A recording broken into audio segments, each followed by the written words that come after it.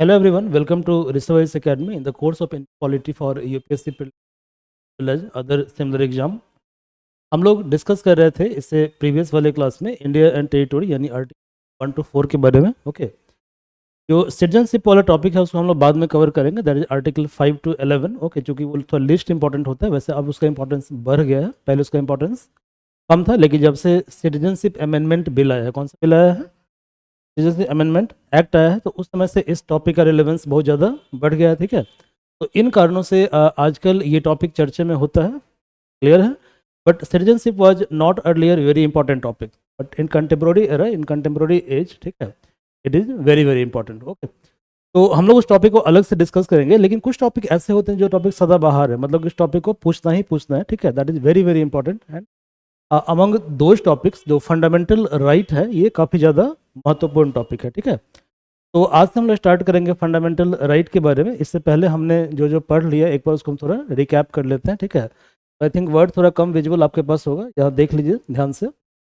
जो GS paper 2 है, इसको इसके अंदर मेन जो कोर्स है वो है आपका governance, constitution, polity, social justice and international relation. ठीक है, ये जीएस पेपर 2 का सिलेबस है. मैं दोबारा रिपीट कर देता हूँ सिलेबस क्या क्या है. ठीक है, इसका पीडीएफ आपको मेरे वेबसाइट पे मिल जाएगा, तो आप मेरे वेबसाइट पर जाइएगा www.rishabhis.com. ओके, उस पेज पर you will get the PDF of all the videos that has been provided on, मतलब जो भी वीडियो आपको यूट्यूब पे मिल रहा है उन सभी का जो पीडीएफ लिंक है वो आपको हमारे वेबसाइट पे मिल जाएगा www.rishabhis.com. क्लियर है. खैर, तो जो जीएस पेपर 2 है उसमें 4 पार्ट है. पहला पार्ट है गवर्नेंस, सेकंड पार्ट है कॉन्स्टिट्यूशन, थर्ड पार्ट है पॉलिटी, फोर्थ पार्ट है सोशल जस्टिस और फिफ्थ पार्ट है इंटरनेशनल रिलेशन. ठीक है, अभी हम लोग पढ़ रहे हैं कॉन्स्टिट्यूशन के बारे में. तो करेंटली जो हमारा टॉपिक चल रहा है, ठीक है, दैट इज अबाउट कॉन्स्टिट्यूशन.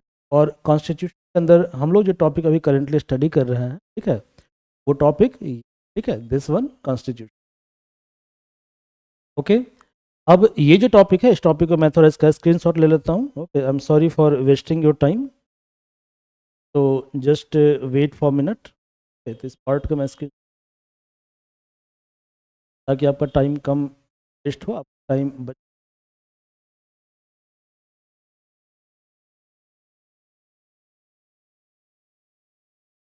तो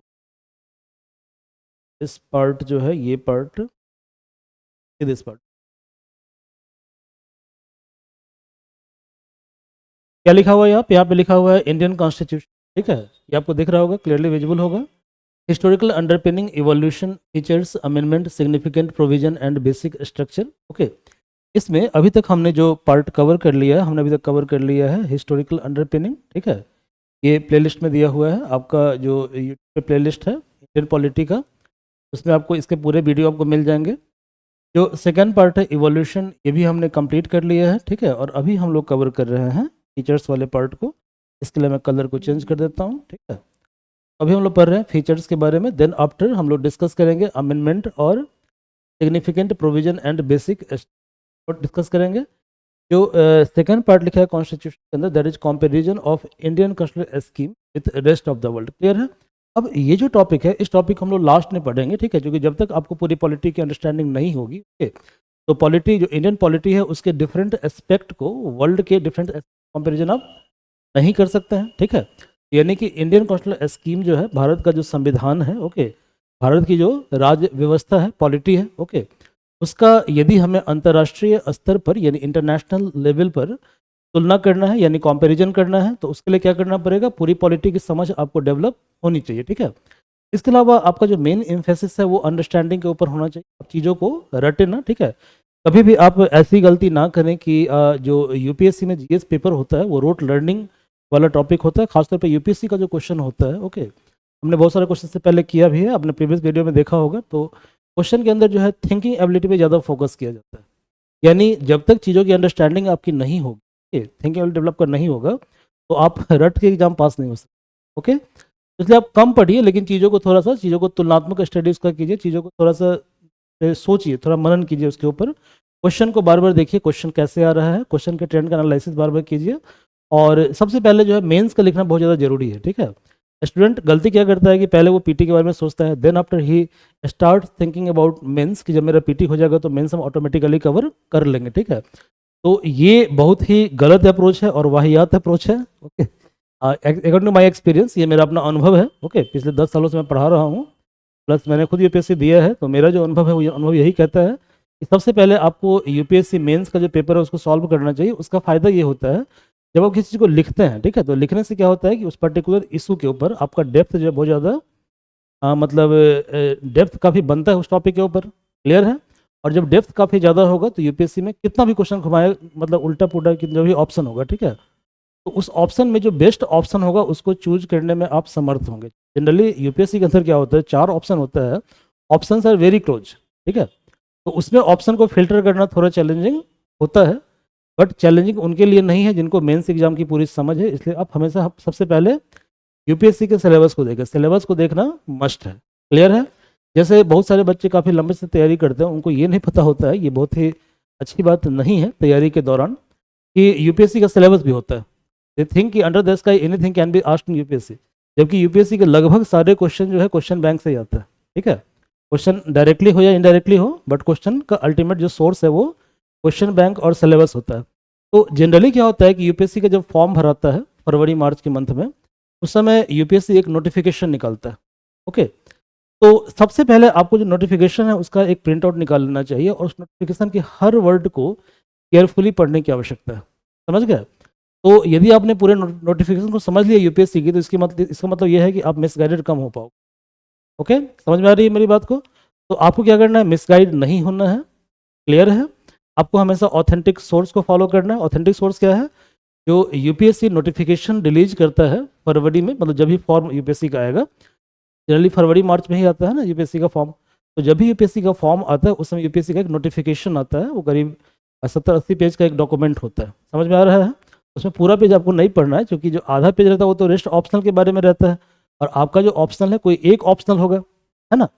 तो जनरली आपको क्या करना है, आपको पढ़ना है सीसेट पेपर 1 के बारे में, सीसेट पेपर 2 के बारे में, जीएस पेपर 1, 2, 3, 4 के बारे में, एशिया रेटिंग के बारे में, और साथ साथ आपको आपका जो भी ऑप्शनल पेपर है उस ऑप्शनल पेपर के बारे में। फॉर एग्जांपल हमारे यहाँ जो ऑप्शनल पेपर है वो है फिजिक्स, पब्लिक एडमिनिस्ट्रेशन और political science and international relation. तो हमारे यहाँ जिस बच्चे ने पब्लिक एडमिनिस्ट्रेशन लिया होगा, लोक प्रशासन, वो क्या करेंगे, सिलेबस के सिर्फ लोक प्रशासन वाले पार्ट को देखेंगे, क्लियर है। और देखो वो काफ़ी वेग होता है, यूपीएससी का सिलेबस जो होता है उसमें वेगनेस काफ़ी ज़्यादा होता है, तो अब जितना ज़्यादा स्टडी करेंगे ना उतना नया नया डायमेंशन आपको मिलेगा, ठीक है।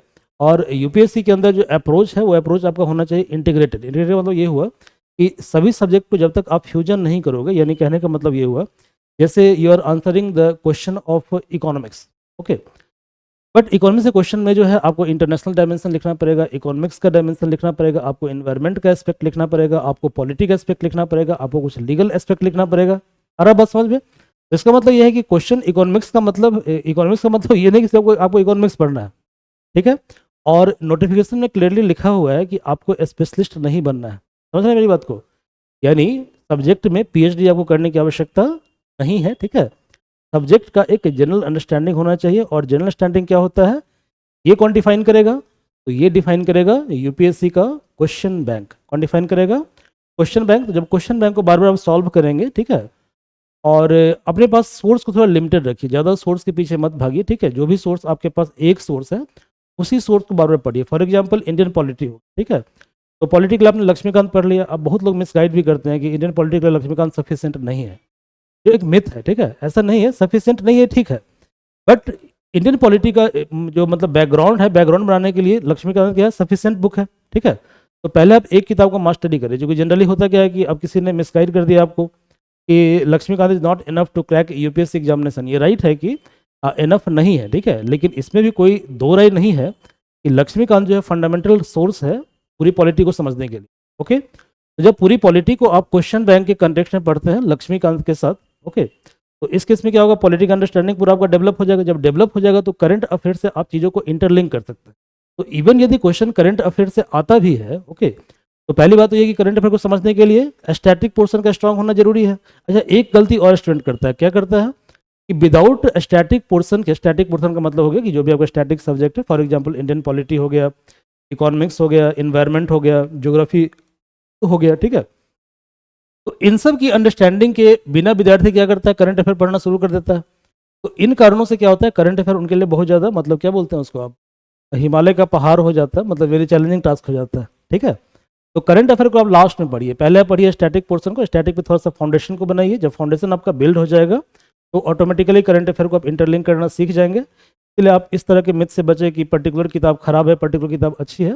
किसी भी सोर्स के लिए 1 से 2 किताब पढ़िए, ज़्यादा किताब मत पढ़िए, उसी किताब को बार बार मास्टरी, ठीक है। तो it is the way to get succeed in UPSC examination. हम लोग भी यही करते थे कि बहुत सारी किताबें खरीदते थे, है ना। पूरा लक्ष्मीकांत पढ़ लिया, आप किसी ने मिसगाइड कर दिया कि किताब ए खरीद लो, किताब बी खरीद लो। अब जो किताब पूरा 3-4 बार पढ़ लिया उसको साइड कर देते थे, फिर हम नई किताब पढ़ रहे हैं। तो इससे अल्टीमेटली आपका टाइम वेस्ट होता है, एनर्जी वेस्ट होता है, एफर्ट भी आपका वेस्ट होता है। क्लियर है? चलिए, खैर भाषण ज़्यादा हो गया, हम डायरेक्टली टॉपिक पे आते हैं। हमारा टॉपिक क्या था? टॉपिक हमारा था Indian constitution, historical underpinning, evolution. ये कंप्लीट हो गया है, अब इसका वीडियो देख लीजिएगा प्लेलिस्ट में। अगला है फीचर्स, और फीचर्स में भी कुछ पार्ट हमने कंप्लीट कर लिया है, ठीक है। तो अभी तक हमने क्या क्या कंप्लीट किया, पहले हम उसके बारे में थोड़ा सा बात कर लेते हैं, ठीक है।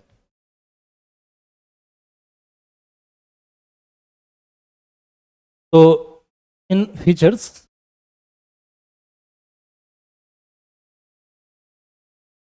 सबसे पहला टॉपिक आता है प्रियम्बल। प्रियम्बल मतलब प्रस्तावना होता है, ठीक है, प्रस्तावना। ये हमने कवर कर लिया है, ठीक है। इसका मैक्सिमम क्वेश्चन भी हमने कवर कर लिया था। फिर हमारा जो संविधान है, constitution,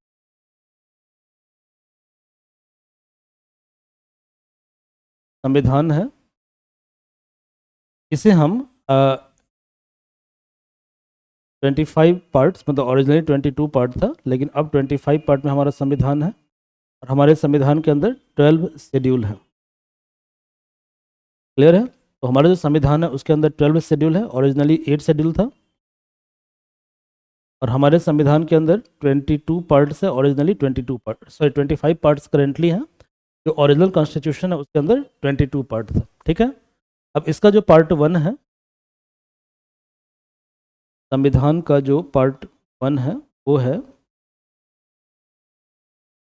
India and it's territory.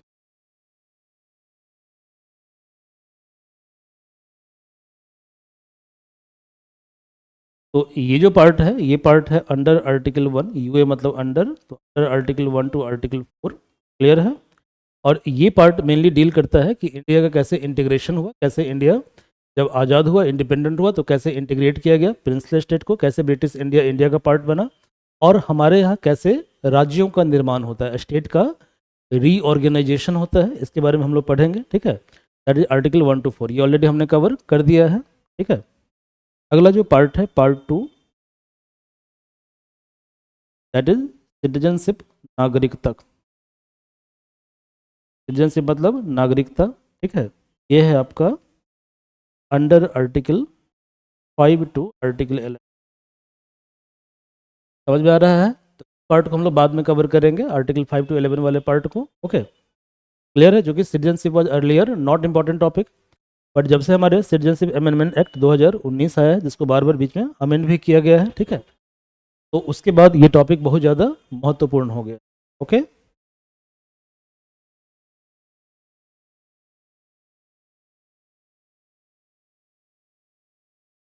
आज हम लोग स्टार्ट करने वाले हैं, that is very very important chapter, और इस चैप्टर का नाम है फंडामेंटल राइट्स। क्या नाम है इसका? Fundamental rights. फंडामेंटल मतलब मौलिक, और राइट्स मतलब अधिकार। तो हिंदी में से हम मौलिक अधिकार के नाम से जानते हैं, ठीक है, फंडामेंटल राइट्स को। तो पार्ट 1 क्या था? पार्ट 1 था इंडिया एंड टेरिटोरी। पार्ट 2 क्या था? पार्ट 2 था सिटीजनशिप, आर्टिकल 5 to 11। और जो पार्ट 3 है, दैट इज फंडामेंटल राइट, ठीक है। तो फंडामेंटल राइट जो है, ये हमारे संविधान के तीसरे पार्ट में आता है, और ये आता है under article 12 to article 35। Article 12 से 35 के बीच में जो पार्ट है, ठीक है, ये फंडामेंटल राइट है, ठीक है। फंडामेंटल राइट जो है वो पार्ट 3 है। इसके अलावा फंडामेंटल राइट के जो आर्टिकल्स हैं, ठीक है, वो है आर्टिकल 12 to 35, ठीक है। अब क्वेश्चन यहाँ पे आता है कि what is fundamental right, actually ये होता क्या है? व्हाट इज फंडामेंटल, क्या है ये फंडामेंटल राइट होता क्या है? क्योंकि जब हम किसी देश के नागरिक बनते हैं, ठीक है, तो नागरिक बनने के नाते जो है स्टेट की कुछ रिस्पॉन्सिबिलिटी होती है towards citizen of their nation, ठीक है। यानी कहने का मतलब ये हुआ कि जब हम किसी देश के नागरिक हैं तो उस देश की जिम्मेदारी है कि वो अपने सिटीजन के, ठीक है, कुछ बेसिक जो ह्यूमन राइट है, कौन सा राइट है, बेसिक ह्यूमन राइट है, कुछ नेचुरल राइट है, ठीक है, उन सारे राइट्स को प्रोटेक्ट करे। कैसे राइट को? तो स्टेट की ये रिस्पॉन्सिबिलिटी है कि स्टेट क्या करेगा, राइट्स को प्रोटेक्ट करेगा। क्लियर है? राइट के बारे में आगे हम बात भी करेंगे, ठीक है, कि किस तरह का राइट, जैसे ह्यूमन राइट।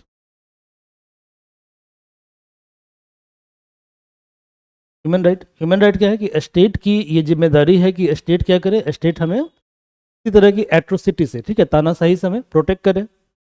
नेचुरल राइट, चूंकि हम मैन है, ठीक है, ह्यूमन बीइंग है, मैथ मतलब ह्यूमन बीइंग, ठीक है, नेचुरल राइट। तो अब मैन का मतलब इसको आप जेंडर वैल्यू मत कर दीजिएगा, ठीक है, ये क्या है, जेंडर न्यूट्रल कॉन्सेप्ट है, ठीक है, क्लियर है। तो नेचुरल राइट, तो नेचुरल राइट का मतलब क्या होता है कि मतलब चूंकि हम ह्यूमन बीइंग है, ठीक है, तो ह्यूमैनिटी के नाते बहुत सारा हमारा राइट है, जैसे हमें बोलने की आज़ादी है, हमें अपने बातों को एक्सप्रेस करने की आज़ादी है, हमें लिबर्टी चाहिए, ठीक है, तो इन सारे राइट्स की हमें आवश्यकता होती है। क्लियर है?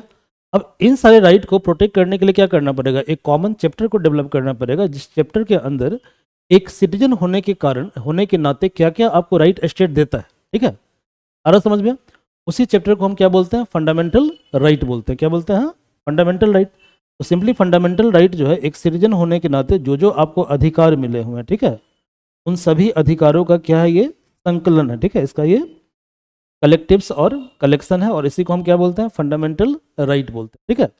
तो फंडामेंटल राइट के अंदर ये प्रोविजन है कि fundamental right in the I of law everyone is equal, ठीक है, यानी कानून की नज़र में सभी लोग क्या है, इक्वल है, ये हमारा फंडामेंटल राइट है, ठीक है।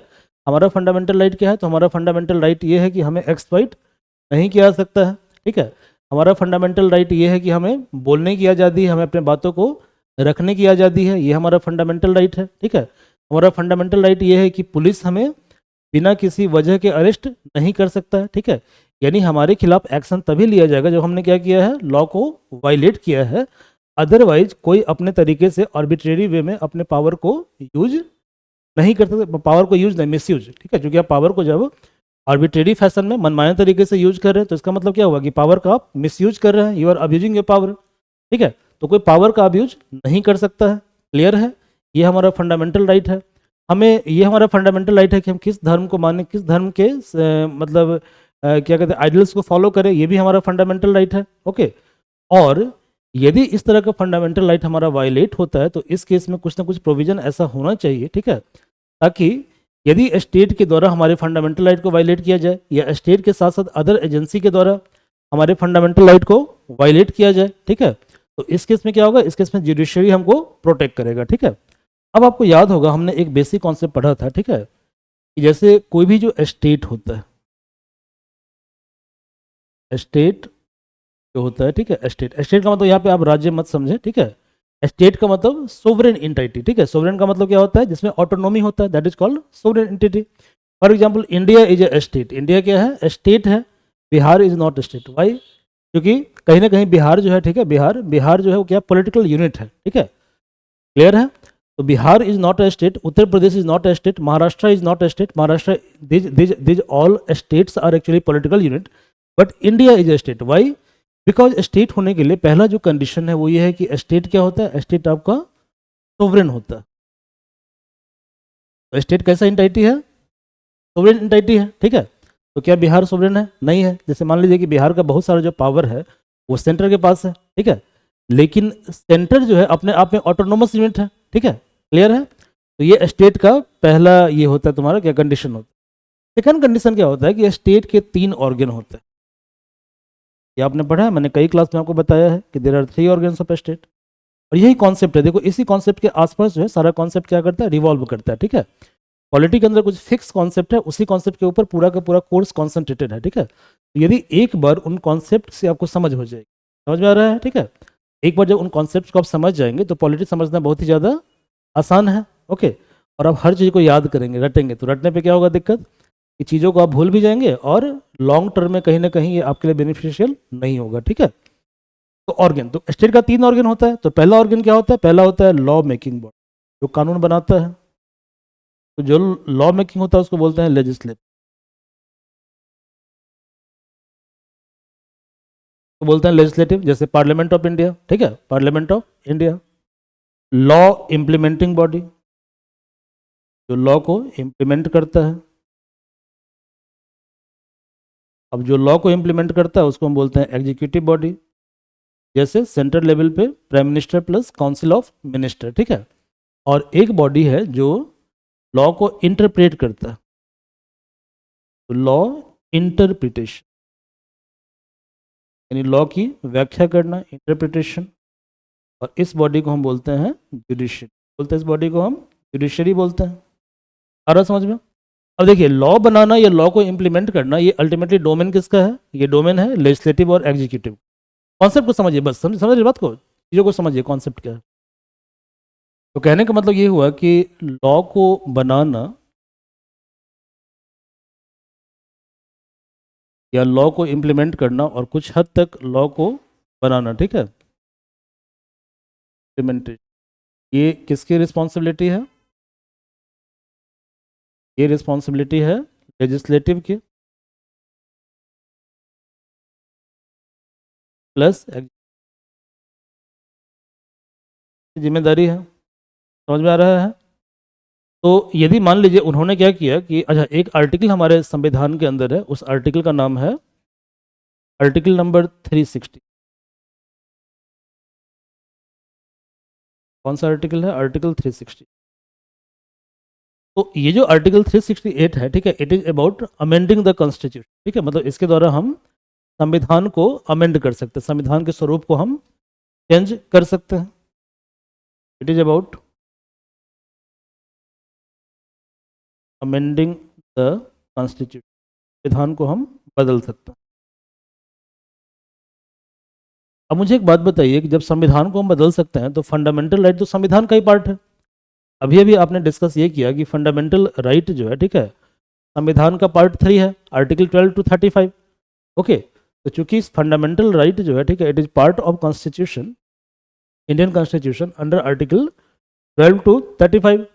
तो इवन फंडामेंटल राइट चैप्टर जो है इसको एबॉलिश खत्म किया जा सकता है, ठीक है। यानी कि पार्लियामेंट ने क्या किया, मतलब हमारा जो संविधान है, ठीक है, हमारे संविधान का जो आर्टिकल 368 है, इसने पार्लियामेंट को ये पावर दे दिया कि तुम फंडामेंटल राइट को भी एबॉलिश कर सकते हो। तो देखिए भैया, अमेंडिंग द क्वेश्चन का मतलब ये भी होता है कि parliament can also abolish fundamental right.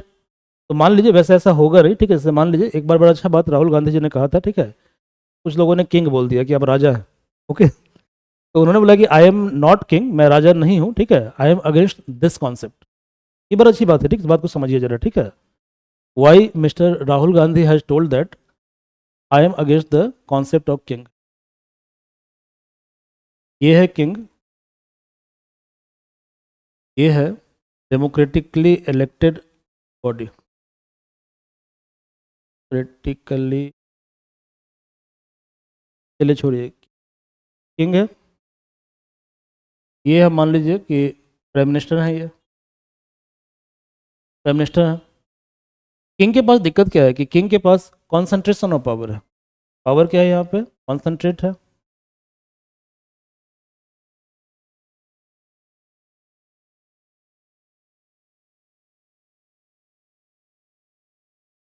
मान लीजिए कि ये लेजिस्लेटिव मतलब law making power,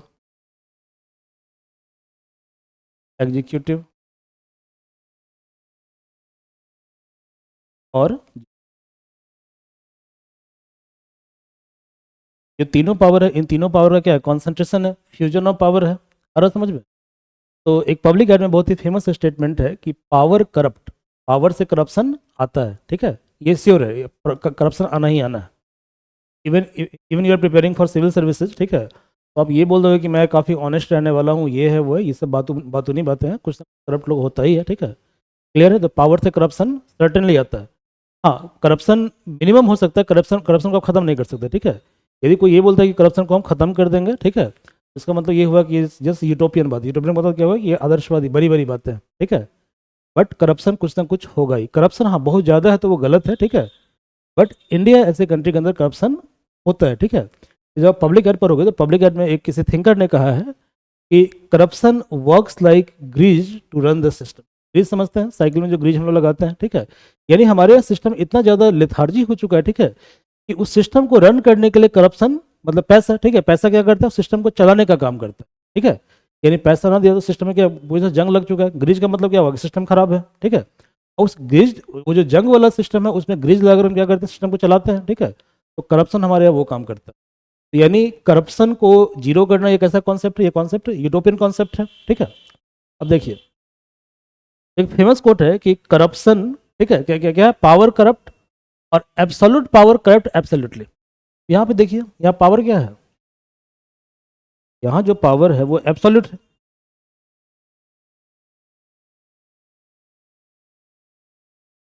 can any authority question the king? क्या कोई अथॉरिटी को क्या कहते हैं किंग को क्वेश्चन कर सकती है?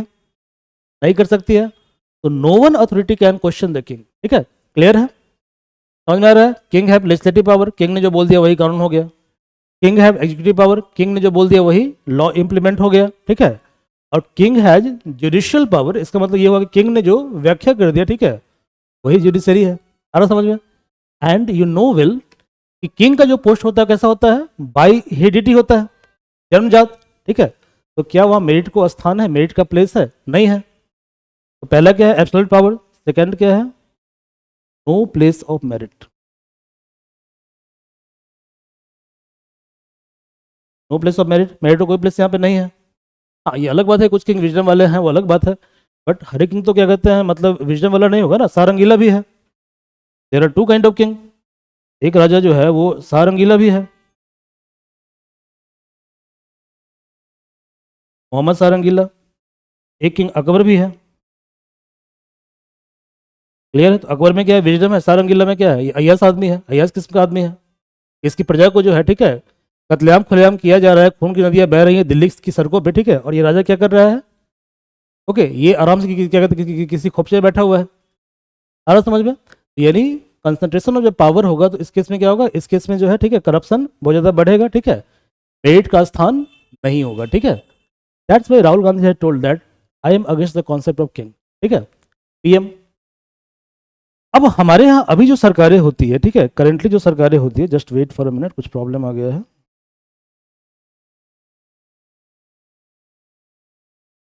या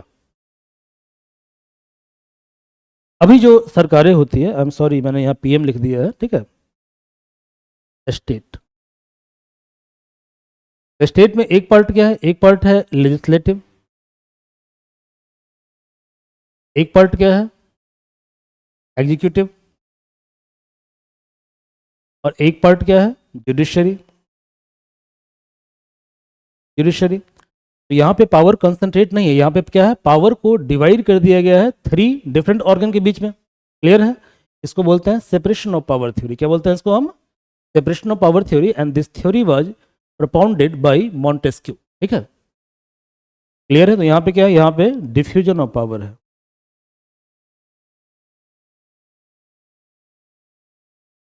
डिफ्यूजन ऑफ पावर है। बड़ी बात क्या है कि हमारा जो देश है, ठीक है, वह इवन ये जो तीन ऑर्गन है ये पावर को अल्टीमेटली डिराइव करता है फ्रॉम कॉन्स्टिट्यूशन, भारत का। क्लियर है। तो हमारे यहाँ संविधान क्या है, संविधान हमारे यहाँ सुप्रीम अथॉरिटी है, ठीक है। क्लियर है। और संविधान को एक्सप्लेन करने वाला जो अथॉरिटी है वो कौन है, जुडिशरी है, ठीक है। क्लियर है। यानी मान लो किसी किन्हीं कारणों से हमारे लेजिस्लेटिव करप्ट हो गया, ठीक है, या एग्जीक्यूटिव करप्ट हो गया, तो एग्जीक्यूटिव को चेक एंड बैलेंस करने के लिए हमारे यहाँ प्रॉपर्ली एक सिस्टम है दैट इज कॉल्ड पार्लियामेंट, ठीक है। तो पार्लियामेंट क्या करेगा, इसके ऊपर चेक और बैलेंस बनाकर रखेगा। तो पार्लियामेंट क्या करेगा, लेजिस्लेटिव क्या करेगा, चेक एंड बैलेंस बनाकर रखेगा एग्जीक्यूटिव के ऊपर। और मान लो दोनों करप्ट हो गया, ठीक है, तो इस केस में हमारे एजेंसी कौन है, जुडिशरी, ठीक है, जुडिशरी। और मान लो तीनों करप्ट हो गया, ठीक है, तो इस केस में we the people of India, democracy, constitution. जो कॉन्स्टिट्यूशन है उसका जो प्रियम्बल है वो कहाँ से स्टार्ट होता है, we the people of India. Clear है। यानी कहने का मतलब ये हुआ कि अल्टीमेट जो पावर है वो लोगों के हाथ में है। तो सत्ता में अच्छे लोग तभी आएंगे, ठीक है, जब लोगों के अंदर क्या होगा, लोगों के अंदर पॉलिटिकल सिस्टम की समझ होगी, ठीक है। They will not cast their vote in the name of, क्या कहते हैं, कास्ट, रिलीजन, जेंडर वगैरह वगैरह, ठीक है, बल्कि उनका जो वोटिंग का आधार होगा क्या होगा, मेरिट होगा। यदि वोटिंग का आधार मेरिट है तो इस केस में क्या होगा, डेमोक्रेसी काफ़ी ज़्यादा स्ट्रांग होगा, ठीक है। और वोटिंग का आधार यदि पैरोकियल थिंकिंग है, पैरोकियल मतलब नैरो थिंकिंग है, ठीक है, कि हम ग्रस्त हैं मतलब छोटी छोटी बातों को लेकर, ठीक है, जैसे कि हम जातिवाद हमारे यहाँ बहुत ज़्यादा है, कास्टिंग बहुत ज़्यादा हमारे यहाँ, ठीक है, हम रिलीजन को लेकर नैरो माइंडेड हैं, ठीक है, हम सेकुलर स्टेट के बारे में नेगेटिव बातें सोचते हैं, क्लियर है। तो इस केस में हमारी डेमोक्रेसी सक्सेसफुल नहीं हो पाएगी। ये क्लियर है। तो आई थिंक आपको ये समझ में आ गया होगा कि what is diffusion of power और why democratic state are more successful state in comparison to those state, ठीक है, where kingdom system prevail still, जहाँ पे अभी भी किंगडम प्रिवेल करता है वो क्या है, सक्सेसफुल कम है, ठीक है।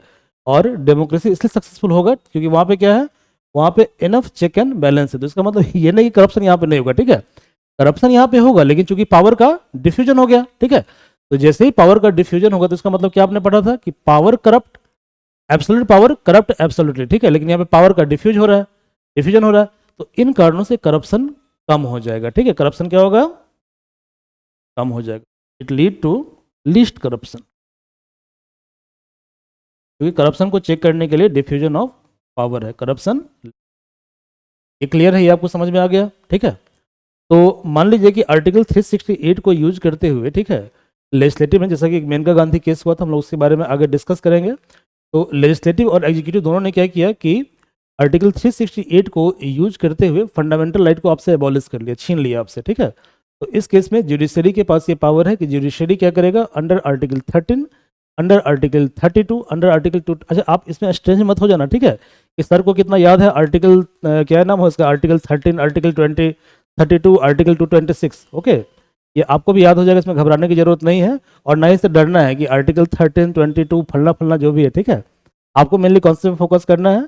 जब कॉन्सेप्ट को आप समझ जाओगे तो आर्टिकल ऑटोमेटिकली याद हो जाता है, तो हर चीज़ को रटने की आवश्यकता नहीं है, ओके।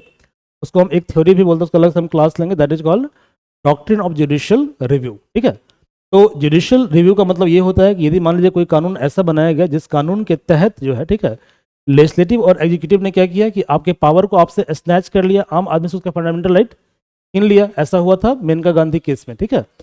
और इससे भी घबराइएगा मत कि सर कौन कौन से केस की बात कर रहे हैं, मेनका गांधी, तो मतलब बहुत सारा केस यहाँ पे आएगा। तो जब उसको बार बार आप चीज़ों को देखोगे, बार बार जब नोट्स को आप पढ़ोगे, ठीक है, तो ऑटोमेटिकली वो आपके दिमाग में सेट हो जाएगा। मेरे दिमाग में भी काफ़ी लंबे समय से पढ़ते पढ़ते याद हो गया है। स्टार्टिंग में मेरे लिए बहुत ज़्यादा चैलेंजिंग चीज़ था, ठीक है। आपको शुरू में थोड़ा लग रहा होगा कि आर्टिकल 32, 226, आर्टिकल 13 क्या क्या बोले जा रहे हैं, ओके, उससे आपको बिल्कुल घबराने की आवश्यकता नहीं है, ओके। तो हमारे यहाँ क्या प्रोविजन है, हमारे प्रोविजन ये है कि यदि लेजिस्लेटिव और एग्जीक्यूटिव ने गलत तरीके से हमारा फंडामेंटल राइट हमसे छीन लिया, तो इस केस में फंडामेंटल राइट को दोबारा जो है क्या कहते हैं, दोबारा जो है एसर्ट करने का, या दोबारा जो है वो क्या कहते हैं, आपको रिज्यूम हो जाएगा, फंडामेंटल राइट वापस आ जाएगा, ओके। और उस प्रोविजन को हम बोलते हैं प्रिंसिपल ऑफ जुडिशियल रिव्यू। तो फंडामेंटल राइट के अंदर ये बातें भी लिखी हुई, ठीक है। तो आई थिंक आपको बेसिक समझ में आ गया होगा मैं जो फंडामेंटल राइट के बारे में बात कर रहा था। तो फंडामेंटल राइट जो है वो आर्टिकल 12 से लेकर 35 तक है, जैसे नोट्स में दिया हुआ है, लिखा हुआ है, ठीक है। Fundamental right it is enshrined in part 3 under article 12 to 35। कहाँ से कहाँ तक है ये, आर्टिकल 12 से लेकर 35 तक है, ठीक है। बीच में कॉफी पीऊँ तो लोग कोई दिक्कत तो नहीं है ना, क्योंकि थोड़ा बोलते बोलते गला थोड़ा सा चौक हो जाता है, ओके।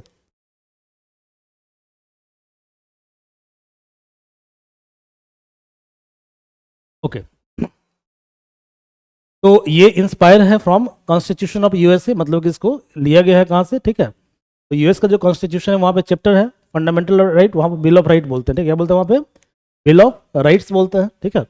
वहाँ से लिया गया है। It is Magna carta. Magna carta क्या है, तो मैग्ना कार्टा क्या है कि फर्स्ट तरह का सभा है, ठीक है, जहाँ पे डेमोक्रेटिक राइट की बात की गई थी यूरोपियन स्टेट के अंदर, ओके। इसके बारे में हम लोग ब्रीफ में डिस्कस करेंगे मैग्ना कार्टा के बारे में जब हम पढ़ेंगे वर्ल्ड हिस्ट्री तब, ठीक है। ये हमारा जो फंडामेंटल राइट है ये लॉन्ग और कॉम्प्रहेंसिव है, मतलब काफ़ी ब्रीफ लिस्ट है फंडामेंटल राइट का। हाँ, ये बड़ा इंपॉर्टेंट पॉइंट है कि ये राइट जस्टिसिएबल है, ये कई बार पूछता है एग्जाम के अंदर। तो जस्टिसिएबल राइट का मतलब ये होता है कि यदि फंडामेंटल राइट आपका आपसे छीन लिया जाता है, ठीक है, बाय लेजिस्लेटिव और एग्जीक्यूटिव, तो इस केस में जुडिशरी, यदि आप जुडिशरी को अप्रोच करते हैं तो जुडिशरी क्या करेगा, उस पावर को रीस्टोर कर देगा, ठीक है। यानी fundamental right can not snatch away, आपसे स्नैच नहीं किया जा सकता, ठीक है। क्योंकि हमारे यहाँ क्या है, हमारे यहाँ आर्टिकल जो 13 नंबर का आर्टिकल, 13 नंबर आर्टिकल, ठीक है, it explains about judicial review, ठीक है। और ये डॉक्ट्रिन ऑफ जुडिशियल रिव्यू है, ठीक है। तो जुडिशियल रिव्यू का मतलब क्या हुआ कि जुडिशरी के द्वारा रिव्यू करना, ठीक है। तो रिव्यू करने का मतलब क्या हुआ कि यदि जुडिशरी ने रिव्यू किया कानून को और जुडिशरी को लग रहा है ऐसा, ठीक है, कि ये जो पर्टिकुलर कानून है ये फंडामेंटल राइट को वायलेट कर रहा है, इस केस में जुडिशरी क्या करेगा, उस लॉ को क्वैश कर देगा और नल और वाइड डिक्लेयर कर देगा, ठीक है। यानी ये राइट क्या है, जस्टिसेबल है। तो जस्टिसेबल राइट का सिंपल मतलब क्या होता है, if your right is violated, यदि हमारा राइट वायलेट हो रहा है तो इस केस में हम क्या करेंगे, हम अप्रोच करेंगे जुडिशरी को और जुडिशरी के द्वारा उस राइट को क्या किया जाएगा, दोबारा रीस्टोर कर दिया जाएगा। रीस्टोर करने का मतलब ये होता है, ठीक है, कि वो राइट दोबारा क्या होगा, दोबारा फोर्स में आ जाएगा, ठीक है। आ रहा समझ में, इसको हम बोलते हैं जस्टिसेबल राइट। तो हमारे यहाँ कौन कौन सा राइट जस्टिसेबल है, तो हमारे यहाँ प्रियम्बल जो है, preamble it is not justiciable, it is non justiciable. Fundamental right क्या है, जस्टिसेबल है। Directive principle of state policy, ये क्या होता है, तो डायरेक्टिव का मतलब क्या होता है, गाइडलाइन। प्रिंसिपल का मतलब क्या होता है, सिद्धांत। और स्टेट पॉलिसी का मतलब राज्य की नीति, ठीक है। तो राज्य जब अपनी नीति को बनाएगा, पॉलिसी को बनाएगा, फॉर एग्जाम्पल स्टेट के द्वारा बहुत सारी पॉलिसी को बनाई जाती है, ठीक है। जैसे स्टेट की पॉलिसी है ना, MG नरेगा, ये स्टेट की पॉलिसी है। स्टेट की पॉलिसी है राइट टू एजुकेशन, ये स्टेट की पॉलिसी है, ठीक है। जब इन पॉलिसीज को बनाया जाता है तो स्टेट इन बातों को ध्यान में रखता है, ठीक है, कि क्या क्या लिखा हुआ है इस चैप्टर के अंदर। कौन सा चैप्टर है, directive principle of state policy, इसको हम बाद में पढ़ेंगे, ठीक है। ये है आर्टिकल 36 टू 51। इसके बाद अगला चैप्टर है fundamental duty. It was not part of constitution, it was added by 42nd amendment act 1976। इसको बाद में ऐड किया गया था इंदिरा गांधी गवर्नमेंट के द्वारा on the basis of recommendation of स्वर्ण सिंह कमेटी। क्लियर है।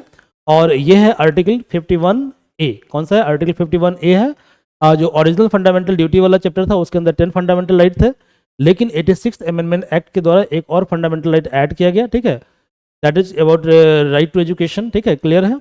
और इस तरह से अभी जो नंबर ऑफ फंडामेंटल ड्यूटी है वो 11। आई एम सॉरी यदि मैंने गलती से फंडामेंटल राइट बोल दिया हो, आई एम सॉरी। हम बात कर रहे हैं फंडामेंटल ड्यूटी के बारे में, ठीक है। तो फंडामेंटल ड्यूटी में 10 ड्यूटीज ओरिजिनली था, बाद में क्या हुआ कि 2002 में एक और ड्यूटी ऐड किया गया, तो अब जो टोटल नंबर ऑफ ड्यूटीज है फंडामेंटल ड्यूटी के अंदर वो 11 ड्यूटी है, ठीक है। ये आपको समझ में आ गया। अब देखो एग्जाम में क्या होता है, जब भी हम किसी टॉपिक को पढ़ते हैं ना तो एग्जाम को अपने दिमाग में रख हमें बिठा के रखना है, ठीक है। यदि आपने याद कर लिया कि जस्टिसेबल नॉन, तो आप कंफ्यूज हो जाओगे, ठीक है ना। आप सिंपली एक ही चीज याद करो कि only fundamental right is justiciable. यानी आपके दिमाग में सेट रहेगा कि फंडामेंटल राइट के अलावा कोई भी ऑप्शन है, ठीक है, they all are non justiciable automatically. तो आपको सिंपली क्या याद करना है, आपको याद करना है कि only fundamental right is justiciable right, ठीक है। इतना आप याद कर लो। तो रेस्ट राइट क्या होगा, non justiciable. If I will ask you कि प्रियम्बल जस्टिसेबल है या नॉन जस्टिसेबल, आपके दिमाग में क्या स्ट्राइक करेगा, दिमाग में क्वेश्चन बनाते के समय ये स्ट्राइक करेगा कि हमने पढ़ा था कि only fundamental right is justiciable. तो प्रियम्बल क्या हो गया, नॉन जस्टिसेबल हो गया। डीपीएसपी क्या हो गया, नॉन जस्टिसेबल हो गया। फंडामेंटल ड्यूटी क्या हो गया, नॉन जस्टिसेबल। क्लियर है। Now what are the significance of fundamental right, fundamental right का इंपॉर्टेंस क्या है, सिग्निफिकेंस क्या है। तो पहला तो यह है कि it is guarantee to all citizen of India without discrimination, मतलब कि हर एक नागरिक के लिए है बिना किसी भेदभाव के। वैसे भेदभाव में कुछ लिमिटेशन है। It uphold equality of all individual, यानी कि ये हर इंडिविजुअल के इक्वलिटी की बात करता है, डिग्निटी की बात करता है। डिग्निटी का मतलब क्या होता है, मैंने आपको बताया था प्रियम्बल में, उसको प्रियम्बल को पढ़िए बार बार, ठीक है। इसके अलावा लार्जर पब्लिक इंटरेस्ट, मतलब कि ये ज़्यादा लोगों के हित में होता है, ठीक है। और ये बात करता है कंट्री को यूनाइट रखना है, कंट्री को इंटीग्रेट रखना है, इंटीग्रिटी ऑफ कंट्री की बात करता है।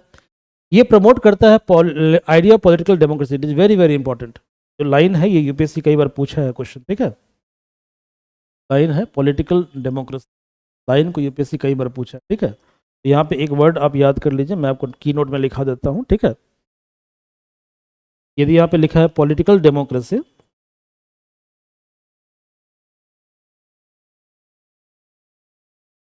इसका मतलब फंडामेंटल राइट होता है। और यदि लिखा हुआ है सोशियो इकोनॉमिक डेमोक्रेसी, इसका मतलब होता है preamble and DPSP, social economic democracy.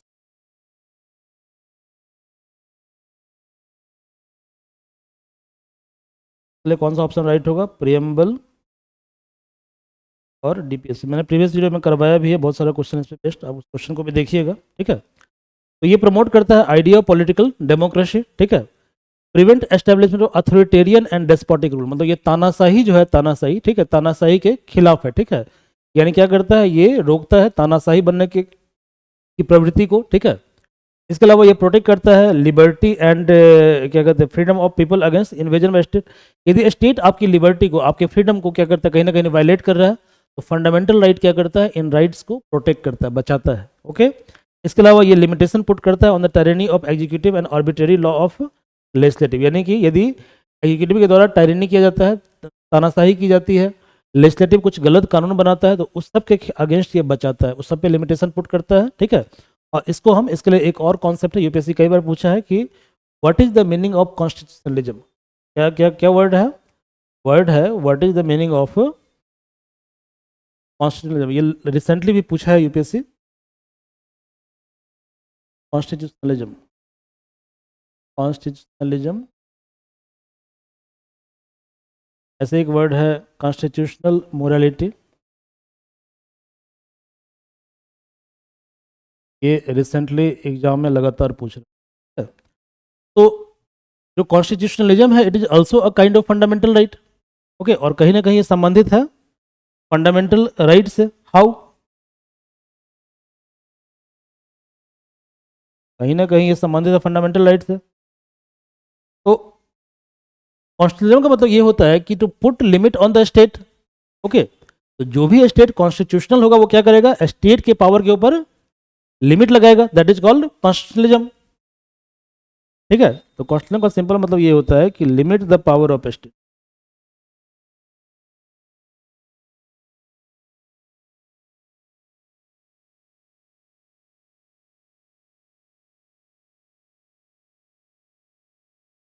Limit the power of state, इसको बोलते हैं कॉन्स्टिट्यूशनलिज्म। समझ में आ रहा है? देखो भाई,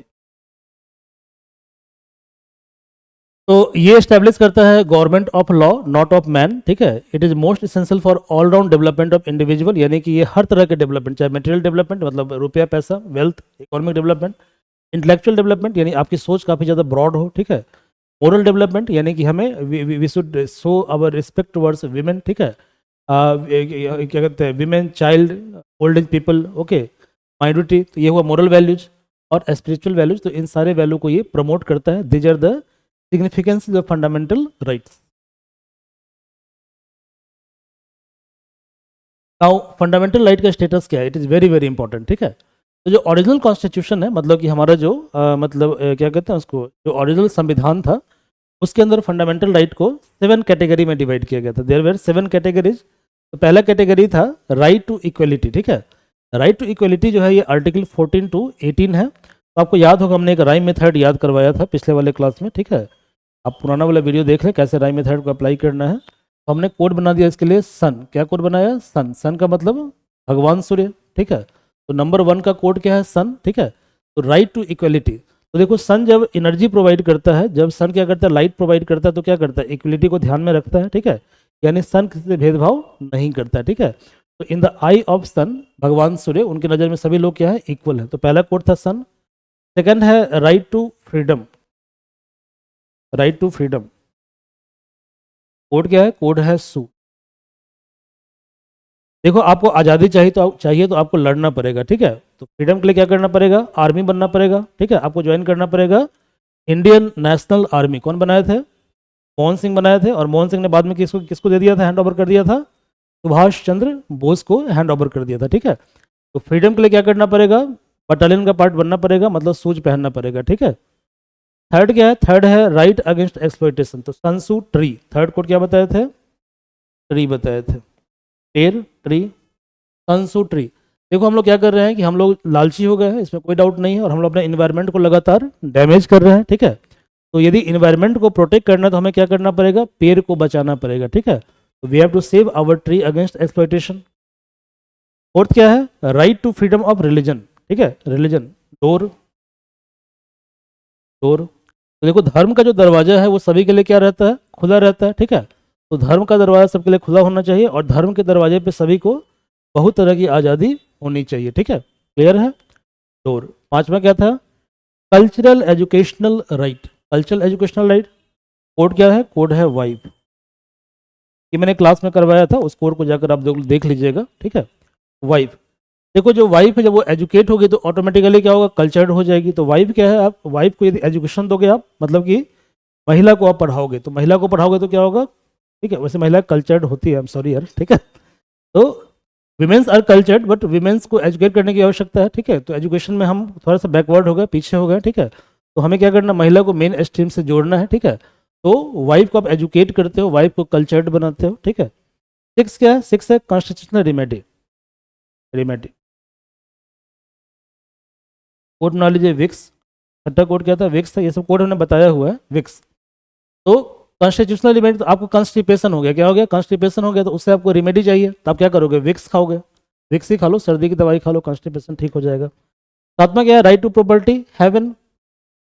हेवन, तो अब ये फंडामेंटल राइट के कैटेगरी में नहीं आता है, ठीक है। हेवन, तो सातवां कोड बना लीजिए, हेवन। तो हेवन से प्रॉपर्टी, हेवन से प्रॉपर्टी।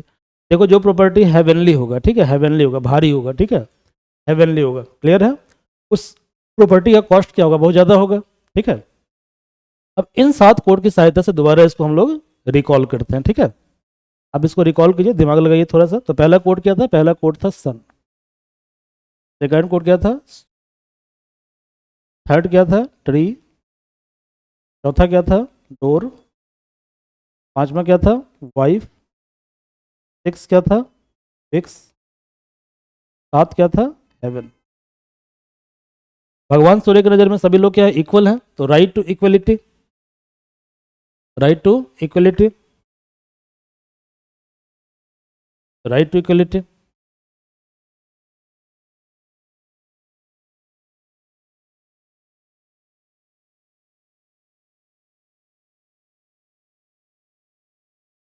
इक्वलिटी टू, क्या करना पड़ेगा, यदि फ्रीडम चाहिए तो क्या करना पड़ेगा, आईएनए ज्वाइन करना पड़ेगा, शूज पहनना पड़ेगा। तो राइट टू फ्रीडम।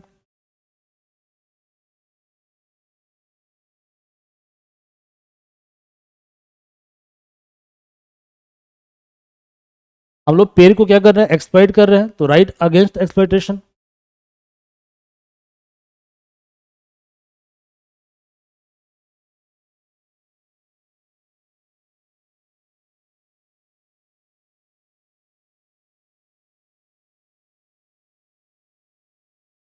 डोर, देखो धर्म का जो दरवाजा होता है, सनसू ट्री डोर, ठीक है।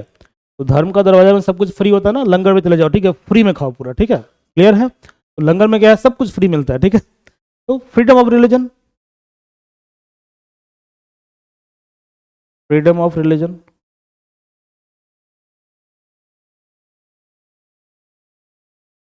ठीक है, वाइफ को क्या किया आपने, एजुकेट कर दिया, ठीक है, मतलब विमेन इंपावरमेंट के टुवर्ड्स आपने बड़ा अच्छा काम किया, ठीक है। तो cultural and educational rights,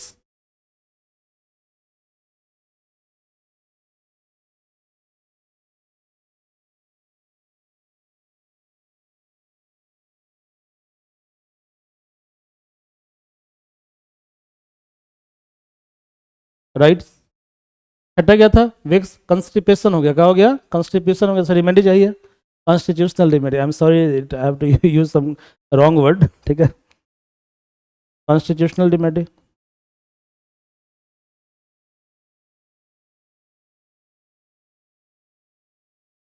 remedy. और साथ में क्या था, हेवन। हेवन का प्रॉपर्टी क्या होता है, बहुत महंगा होता है। तो राइट टू प्रॉपर्टी।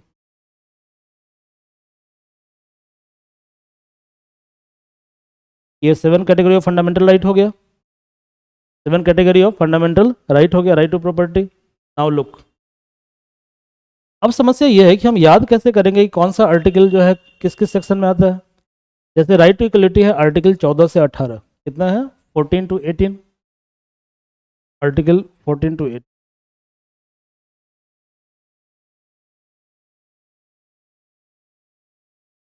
ये है 19 टू 22, ये है 23 24, ये है 25 टू 28,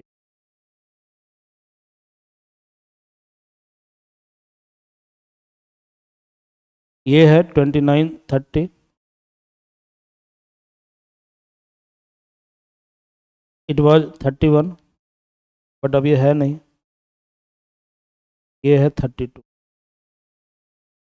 अब इसको याद करना चैलेंज है ना। तो चलो मैं काम करते हैं, याद भी करवा देते हैं आपको।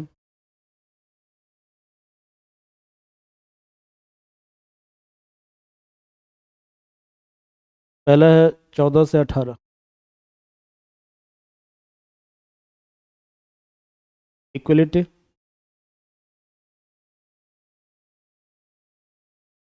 18,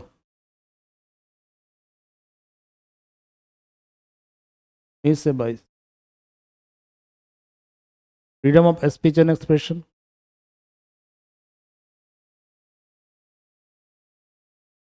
23-24।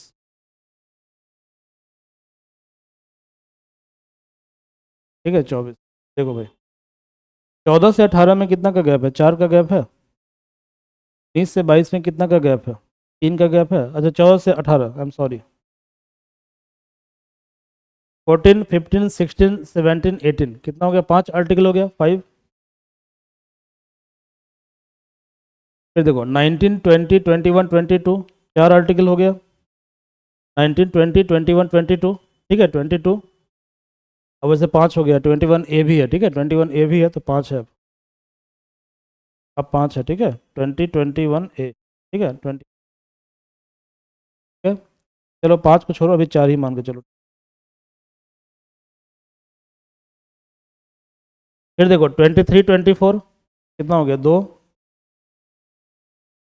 फिर देखो 25 to 28 तो 25, 26, 27, 28।